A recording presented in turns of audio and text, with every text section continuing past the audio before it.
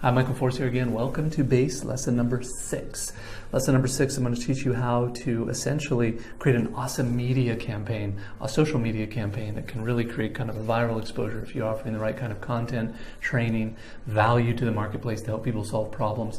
There are going to be certain things that you can and can't say on social and or even search. So I'm going to break all that down here for you, what campaigns to use, how to use the pay-per-click services with social, and really how to leverage those platforms to really kind of get rich in the niche. You want to find very specific targeted groups. You don't want to kind of be everything to everyone.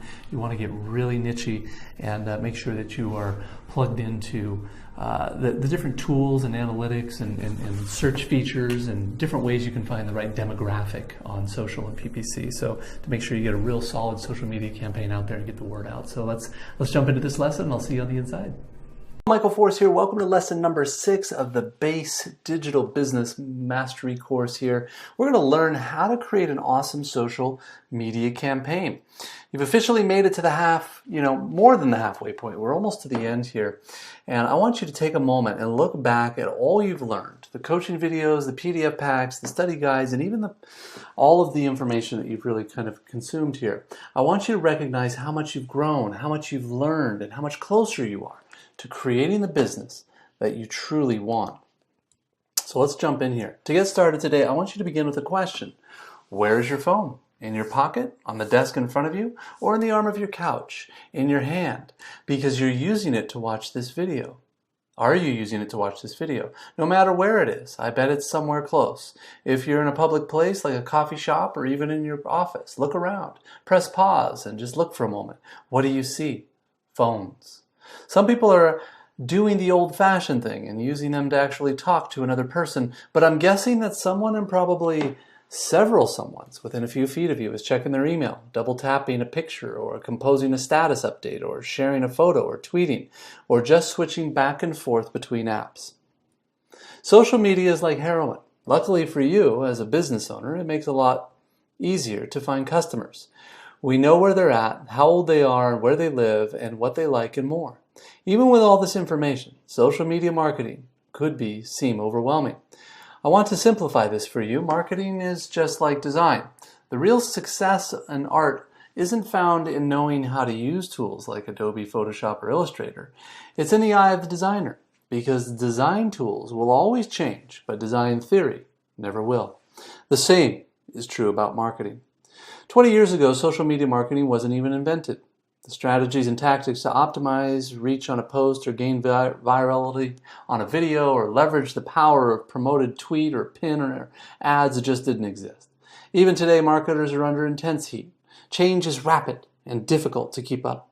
Nobody even cares if you have a degree in advertising anymore, because everything you learn is irrelevant by the time you graduate. Instead, we're going to talk about word-of-mouth marketing, consumer psychology, and the timeless principles of conversion that make up the foundation of social marketing today. Secondly, we'll apply this thinking to the social media world. It's these lessons that will become the basis for any social media marketing plan or campaign you might deploy over the coming years. Most importantly, these lessons have allowed me to connect with consumers on an intimate level. It's what's allowed me to build a multi-million-dollar brand that people love. Better yet, are the costs that has commonly been 90% less than my competitors. I'll start with this quote. People don't follow companies. They follow brands. They follow experiences, and they always remember the way you made them feel. Let's start with word-of-mouth marketing. People love to share stories, news, and information with those around them. We tell stories about great vacation destinations, books that we read, and good deals that we find. We write online reviews about restaurants. We share rumors on Facebook and tweet articles that we agree with. People share more than 16,000 words of perspective a day. Every hour, there are more than 100 million conversations about brands. Word of mouth is not just frequent, it's also important. The things others tell us, email us, and text us have a significant impact on what we think, read, buy, and do. We try coffee shops our neighbors recommend, and they're a blog our relatives praised, and to vote for candidates our friends to endorse. Word of mouth is the primary factor behind 30 to 50% of all purchasing decisions. I'm going to say that again. 30 to 50% of every dollar your company will make will be because someone told them about your startup. What does this mean? Social influence has a huge impact with your products, ideas, and startup will work or fail. If you can't unlock an effective word-of-mouth strategy, you won't be around for long, period. Let me give you a few examples. One study shows that a single positive word-of-mouth conversation by a new customer leads with almost a $200 per dollar increase in restaurant sales. A 5-star review at Amazon leads to 20 more books sold than a 1-star review. Doctors are more likely to prescribe a new drug if other doctors they know have prescribed it first. People are more likely to quit smoking if their friends quit, and people become alcoholics if their friends are drinking too much. People love doing what others are doing almost to a flaw. In fact, while traditional advertising is still useful, a word-of-mouth social media strategy for everyday consumers is estimated to be 10 times more effective. Word of mouth is effective than traditional advertising for 2 key reasons. First, it's more persuasive. Advertisements usually tell us how great a product is. You've heard of how 9 out of 10 dentists recommend Colgate, or how other television is as clear as Panasonic. But because ads will always argue that their products are the best, they're not truly credible. Ever see the Colgate ads that say only 1 out of 10 dentists prefer Colgate, or that 5 out of other 9 think Colgate tastes better after brushing? Our friends, however, tell us exactly how it is. If they thought Colgate did a good job, they'd say it. They also tell us if Colgate tasted bad, failed to whiten their teeth. If they saw a documentary about how harmful the chemicals are in their toothpaste, their objectiveness combined with the candidates makes us more likely to trust, listen to, and believe our friends. Second, word of mouth is far more targeted. Companies try to advertise in ways that allow them to reach the largest number of interested consumers. Take a company that sells concert tickets, for example. Television ads during the nightly news probably wouldn't be very efficient ad spend because maybe the viewers don't go to concerts. The company might advertise in a music magazine or on the back of a current concert ticket to a popular show, but while this would ensure that most people would see the ad like going to concerts, the company would still end up wasting lots of money because lots of people don't need more concert tickets. Word of mouth, on the other hand, is naturally directed toward an interested audience. We don't share a news story or recommendation with everyone we know. Rather, we tend to specifically select particular people who we think would find that piece of information most relevant. We're not going to tell a friend about a new concert ticket website if we know that friend doesn't go to concerts. We're not going to tell a friend who doesn't have kids about the best way to change a diaper. A great example of how word-of-mouth marketing improves targeting came to me in the mail a few weeks ago. Every so often, publishers will send me free books. Usually they're related to entrepreneurship or leadership or marketing, and the publisher hopes that if I'm giving them a free copy, I'll be more likely to share about the book on my social media or my platforms and sell them a bunch of copies in the process. But a few weeks ago, one author did something similar, or slightly different. They sent me 2 copies of the same book. They also sent a note explaining why they thought the book would be a good fit for my members here at the DA community. They also mentioned that they sent a second copy so they could pass it along as a gift to a fellow leader who might also have a following similar to mine that could benefit from the book as well. That's how word of mouthing helps through targeting. Rather than sending books to everyone, the author got me and others to do the targeting for them. What did I do? I sent the book to my good friend and some leadership gurus. In a recent study, 64% of marketing executives indicated that they would believe word of mouth is the most effective form of marketing. However, only 6% say they mastered it. If consumers value word of mouth and marketing believe it's as effective as they say, then why aren't marketers more focused on it? The problem is that for the last few years, marketers have been focused on collecting instead of connecting. You need to write that one down. In other words, brands are too caught up in collecting social media fans and followers and are forgetting to actually connect with them. Having 100 really passionate fans that love your brand, your products, is exponentially more effective than having 10,000 fans who sign up just to win a free iPad from you. Just like in life, if you have to buy your friends, are they really your friends? As you develop your word-of-mouth social media strategy, I want you to remember the secret to winning is based on what I call the 3 E's: engage, equip, and empower. Let's talk quickly about each of these. Engage. Give your fans the gift of you. Engage with them. Listen to what they're telling you. Be a part of the conversation about your brand. Be in the presence of your fans' lives. Nike support is a prime example of customer service done well. If you watch the tweets and reply section of the Nike Twitter account, they're constantly responding to followers on their Twitter. Whether it's about their new fuel brand or other products, every few minutes you can watch them respond to someone new. Equip. Give your followers a reason to talk. It can be an amazing product, remarkable customer service, insider knowledge, social elevation, incredible stories, unbelievable facts, or even funny disclosure. It's on you. It really depends on your learning how to speak to your customers, how they need to hear it, not how you want to say it. For example, Apple revolutionizes tech services and delivers an amazing product to its customers. This allows people to naturally want to share, suggest, and refer their friends to Apple. Remember, people only suggest beauty and never suggest ugly. The way your business looks, feels, and acts must be nothing short of magnificent in order for the Equip strategy to work for your company. Empower. Give your consumers convenient ways to talk and share. Do something for them that you wish you could do for all. Something so incredible, people can't help but tell their friends about it. Let followers know how importantly they are to you, and sharing their opinions make a difference in achieving your mission. Let them find ways to share with their community with a generous affiliate offer or referral program. Lay's potato chips provided a really great example of how to highlight their fans with their Do Us a Flavor campaign, which allowed consumers to create a new flavor of potato chips to hit store shelves later that year. Over 3.8 million submissions were sent in 2013, making it one of the biggest marketing campaigns in the brand's history. People want to be empowered. You just have to give them the opportunity. Here's your first task. Define in detail 2 ways your startup will engage, equip, and empower your fans and followers. The date you plan to roll out your word-of-mouth marketing strategy, the items you'll need to put the plan into action, and what you expect the results to be within the next 90 days.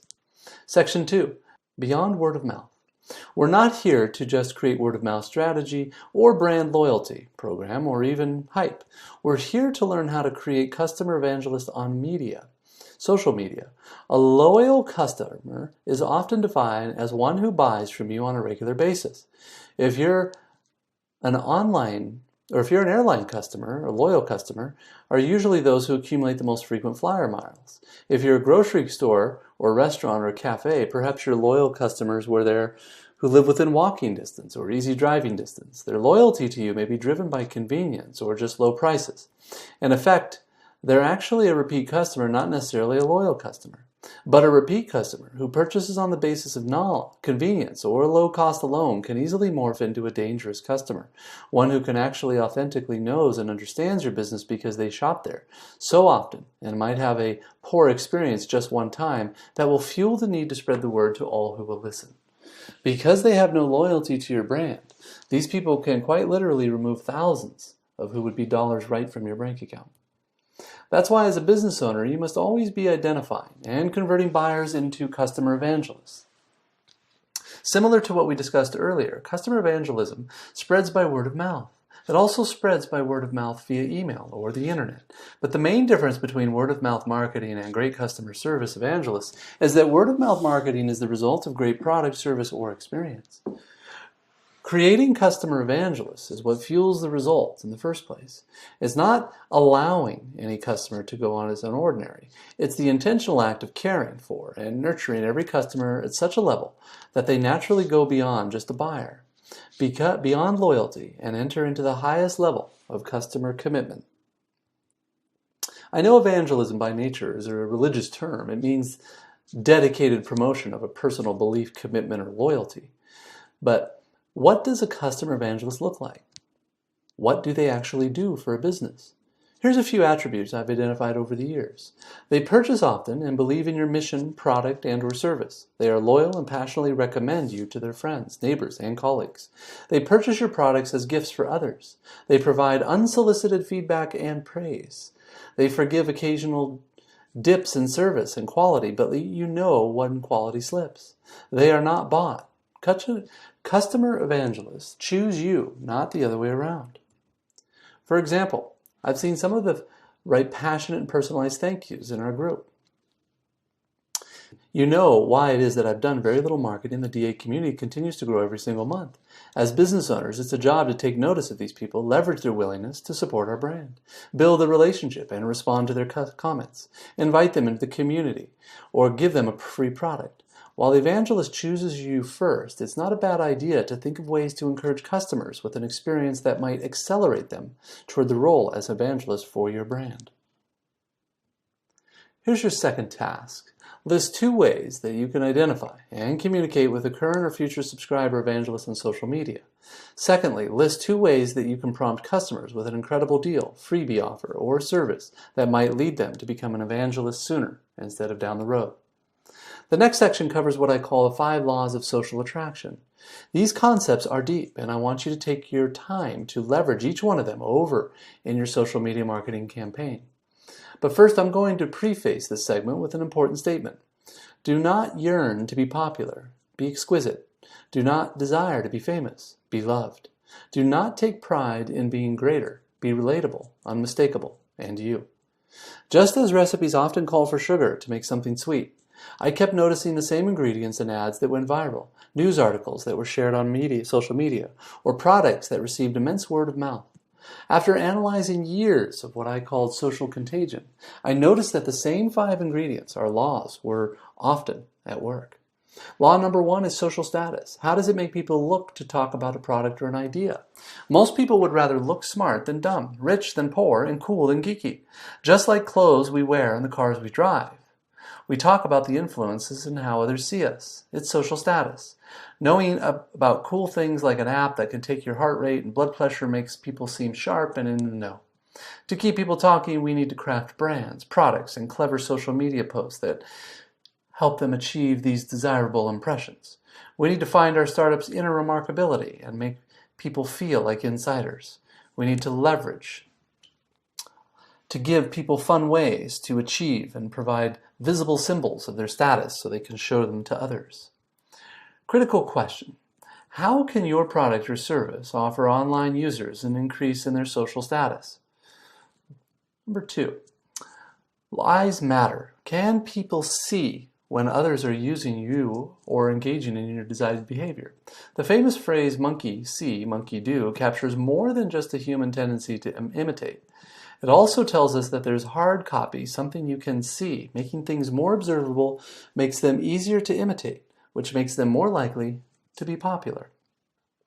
This is why when you walk into a cafe with 20 glowing Apple logos on a sleek aluminum back, you find yourself embarrassed to pull out your non-Mac laptop.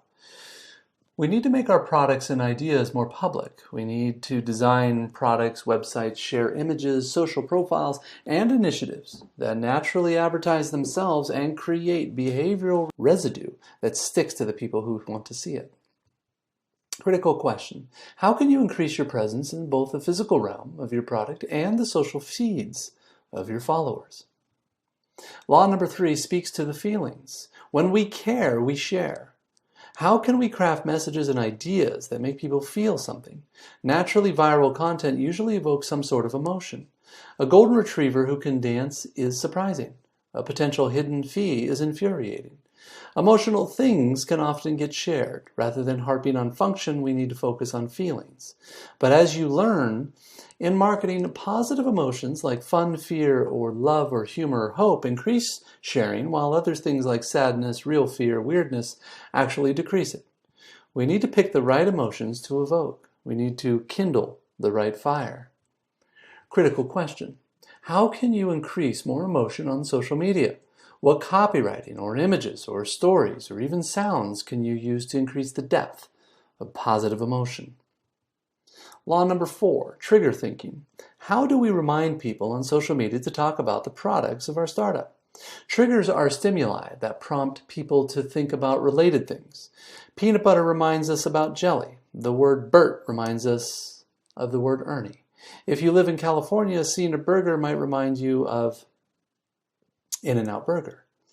People often talk about whatever comes to mind. The more often people think about our product or idea, the more it will likely be talked about. We need to design our products to frequently relate with common topics. If your business is not easily connected with the normal conversation, it's likely to be easily forgotten. On the other hand, if your startup can stay top of mind, it typically leads to the tip of the tongue. Critical question: how can you make sure that your product or startup stays relatable to many of the common conversations, problems, or needs of the people on social media? Law number 5, usefulness. How can we craft content that seems useful? You will hear me say often that content isn't key. Usefulness is. People want 3 things. They want to be educated, elevated, and entertained. If we can show them how our products and ideas will save them, improve health, teach them something, bring them closer to their dreams, or save money, they'll spread the word. But given how inundated people are with information, we need to make our messages stand out. Like I mentioned in Module 3, we only notice what's different. We need to understand what makes something seem like it's a particularly good offer. We need to highlight the incredible value in direct contrast to our asking price. We need to package our knowledge and expertise so that people can easily pass it on. Critical question: how can you show people on social media that the value of your product far outweighs the cost? Here is your 3rd task. Answer each of the 5 critical questions in detail. Include concrete plans and dates to implement these changes into your social media marketing and strategy. While these laws of social attraction can help convert the common consumer into a loyal buyer, I want you to remind you of something. I see too many people forget it in social media. Make it simple, make it memorable, make it inviting to look at, and make it fun to read.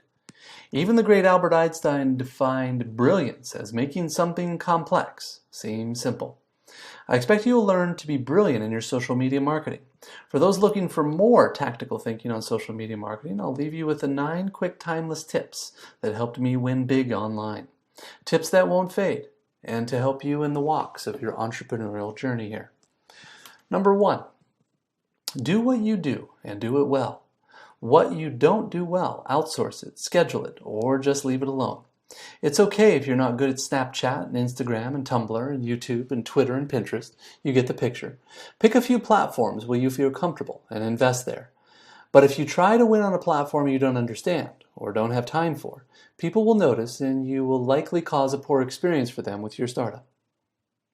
Number 2, design is more important than you think. Good design is the power of a brand. The next level is exceptional design. We must remember we're creating pieces of content that people want to share. I can tell you something I learned from a very wise friend. People don't want to be associated with something ugly. Instead, pay attention to the details. Exceptional design tells potential customers that they care. This is much about the smallest detail that they care about me. Followers crave authenticity, transparency, and vulnerability. We live in a world of highlight reels and false realities. People are homesick for a company that will not just manufacture authenticity, but actually be authentic. Customers want to be validated. They're not the only ones with the real realities of life. Social media doesn't always have to be marketing. It can be social. It can be truthful. It can be vulnerable. In a time where very few brands are brave enough to show behind the curtain, being real will actually bring real customers to your bottom line. Consistency is a part of your business. If you stop, so will your customers. Let's face it, social media runs on warp speed. Sometimes we just need a break. I'm rolling away from social media. Some people will say, too bad. If you're here to compete, you're just keep the game going on no matter what. You can schedule or hire someone to manage this piece for you, but you cannot stop. A startup requires a brand building, and brand building requires relentless dedication to churning out new content. I know it's exhausting, but it comes with the territory. Know the culture, difference between each social media network. You can't convert what you don't understand. It's just that simple. I've seen too many people jump into a new social media platform before learning the best practices. Sadly, everyone who does understand it is watching you make a fool of yourself when jumping into a new network. I suggest spending 30 days following the best accounts and engaging with users before making your first post. Focus on adding 3 times as much value for every time you ask for something in return. Successful social media is founded on generosity, to provide useful and valuable content that educates, elevates, and entertains your followers. It's okay to ask for a sale, but only after users feel indebted to you. Show your following value. Make them thankful that they actually follow you. Number 7, every post has a purpose. I break my post down into 3 categories: a sales post, an engagement post, and a community value post, but never mix them. If you're doing a sales post, then make it clear. If you want them to buy something, be clever, but don't expect to get the same level of likes or comments as you would with an engagement post. If you're doing a community value post like a blog or a video, don't expect to sell a lot of products. The art of social is intentionality and clarity.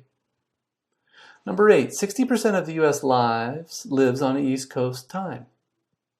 Pay attention to when you post. Don't forget that social media sphere has a time zone. Leverage your analytics to understand where your customers live so you can post at the most effective times throughout the week. Number 9, be nice no matter what. People will oftentimes complain, tear you down, or talk bad about your brand on your page, but remember, don't take anything personal. What others say and do online is almost a projection of their own reality, their own pain, and their own struggle. When you are immune to the opinions and actions of online mockers, you won't be victim of the needless. This leads us to our final task. I believe people learn by teaching. That being said, I'd like you to write a 500-word blog post or article on 2 of the 9 timeless social tips that I covered above.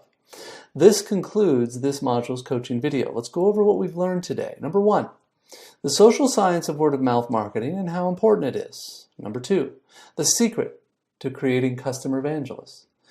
Number 3, the 5 laws of social attraction. Number 4, the 9 timeless tips for social media. You have 4 important tasks to do here. Number 1 is define in detail 2 ways your startup will engage, equip, and empower your fans and followers. The date you plan to roll out your word-of-mouth marketing strategy. The times you need to put into the plan, and what you expect the results to be within 90 days. List 2 ways you can identify and communicate with current or future customer evangelists on social media. Second, list 2 ways you can prompt customers with an incredible deal, freebie, offer, or service that may lead them to becoming an evangelist sooner down the road. Number 3, in the Laws of Attraction section, answer 5 of the critical questions in detail, including concrete plans and dates to implement these changes into your social media marketing strategy. Number 4, write down a 500-word blog post or article on 2 of the 9 timeless social media tips covered earlier. Next, to finish this lesson, you'll want to read this month's short PDF pack, then complete your study guide and checklist. This shouldn't take longer than 90 minutes. Also pick up a copy of this month's recommended reading, audio, or print before going on to the next module. Lastly, the next lesson is all about growth hacking and through analytics, tools, and reporting. Here's a sneak peek into what you're going to learn. Number 1, how to set up an entrepreneur's dashboard, how to growth hack your way to profitability. Number 3, premium tools I use to operate my business. Number 4, how to learn to earn on lean reports more than feelings. Thanks for joining me today. Remember, by doing what we understand, you can go out there and do what you've learned here today in practice. In light of making sure that you stay up on your recommended reading, I'm going to leave you with this quote. The man who does not read books has no advantage over the man who can't read them. Thanks again, and I'll see you on the next session. Take care.